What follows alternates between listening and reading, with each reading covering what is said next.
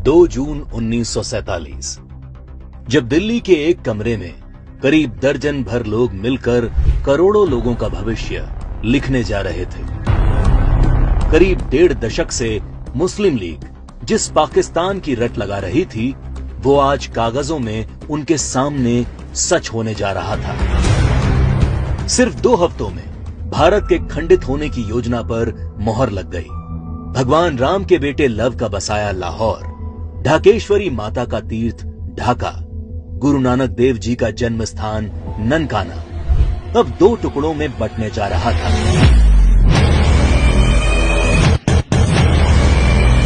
और अगर कोई इस विभाजन की योजना से अनभिज्ञ था, तो वो थी भारत की मासूम और निर्दोष जनता, जिस पर यह विभाजन कहर बनकर टूटने वाला था।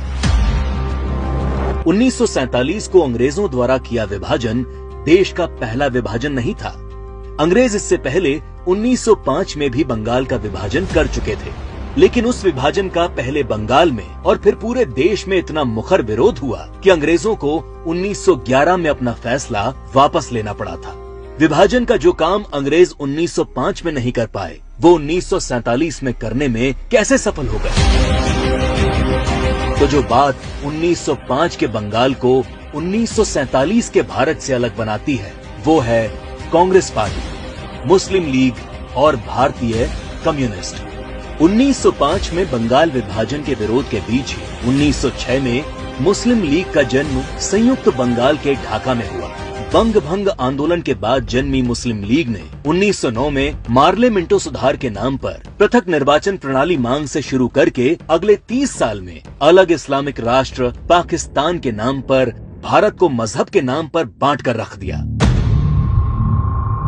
1920 के तुर्की के खलीफा के समर्थन में चलाए गए कांग्रेस के खिलाफत आंदोलन ने मुस्लिम कट्टरपंथियों को यकीन दिला दिया कि वे अपनी गैर जरूरी मांग पर भी कांग्रेस के नेतृत्व को मना सकते हैं। इसके बाद 1930 में अल्लामा इकबाल ने पहली बार मुस्लिम लीग के अधिवेशन में अलग इस्लामिक राष्ट्र की रूपरेखा रखी। इकबाल की कल्पना के इस अलग इस्लामिक देश के लिए पाकिस्तान नाम सबसे पहले चौधरी रहमत अली ने प्रयोग किया। जब 1933 के तीसरे गोलमेज सम्मेलन में चौधरी रहमत अली ने पाकिस्तान अभी नहीं तो कभी नहीं नाम के पर्चे बांटे और करीब 7 साल बाद 1940 में लाहौर अधिवेशन में मुस्लिम लीग ने पहली बार पाकिस्तान नाम के अलग इस्लामिक देश का प्रस्ताव पास किया और 1947 में 10 लाख लोगों की लाश पर चढ़कर एक अलग इस्लामिक देश बना लिया।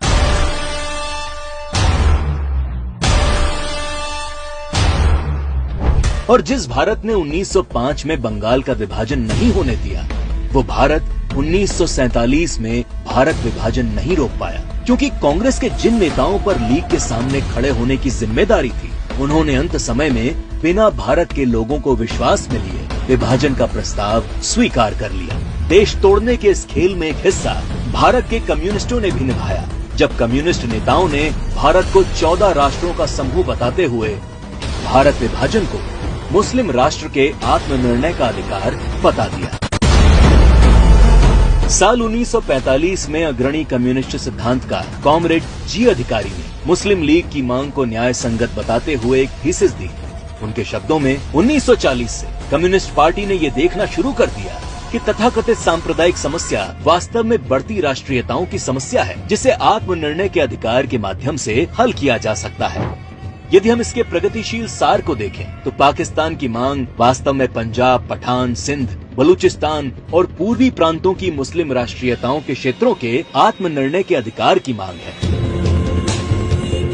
जब देश का विभाजन हकीकत बनना तय हो गया, तब सर रेडक्लिफ को भारत और पाकिस्तान की सरहद तय करने की जिम्मेदारी सौंपी गई। रेडक्लिफ इससे पहले कभी भारत नहीं आए थे। उन्हें भारत की सांस्कृतिक विरासत, सभ्यता, मूल्यों, तीर्थों के विषय में कोई जानकारी नहीं थी। 3 सप्ताह में तय कर लिया गया कि कौन सा हिस्सा पाकिस्तान कहलाएगा और कौन सा हिस्सा हिंदुस्तान।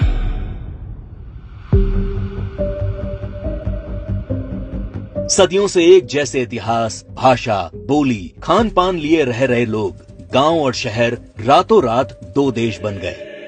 करीब 1.5 करोड़ लोग रातों रात बेघर हो गए और करीब 10 लाख से अधिक लोग इस विभाजन के नाम पर काल के गाल में समा गए।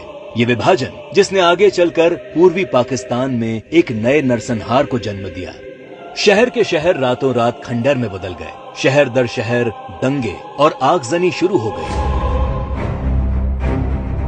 वो लोग जो हवेलियों में रहते थे वो अब रातों रात रिफ्यूजी बन चुके थे।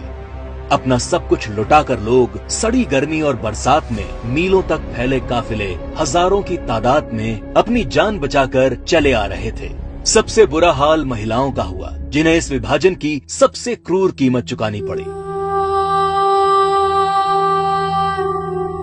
सैकड़ों महिलाओं का अपहरण और बलात्कार किया गया। 1940 के दशक में भारत की ही भांति नरसंहार झेलने वाले यहूदियों की विभीषिका को आज पूरा संसार जानता है। 27 जनवरी को आज पूरा विश्व होलोकास्ट दिवस के तौर पर मनाता है। लेकिन इस विभाजन की कभी न भूली जा सकने वाली त्रासदी को भारत की ही पूर्व की सरकारों ने कभी याद करने की कोशिश नहीं की। विभाजन विभीषिका दिवस 14 अगस्त का दिन विभाजन विभीषिका का स्मरण करने का दिन है। 14 अगस्त का दिन अटल जी की इन पंक्तियों को दोहराने का दिन है। हम दूर नहीं खंडित भारत को पुनः अखंड बनाएंगे, गिलगित से गारो पर्वत तक आजादी पर्व मनाएंगे। उस स्वर्ण दिवस के लिए आज से कमर कसें, बलिदान करें। जो पाया उसमें खो न जाएं, जो खोया उसका ध्यान करें, जो खोया उसका ध्यान करें।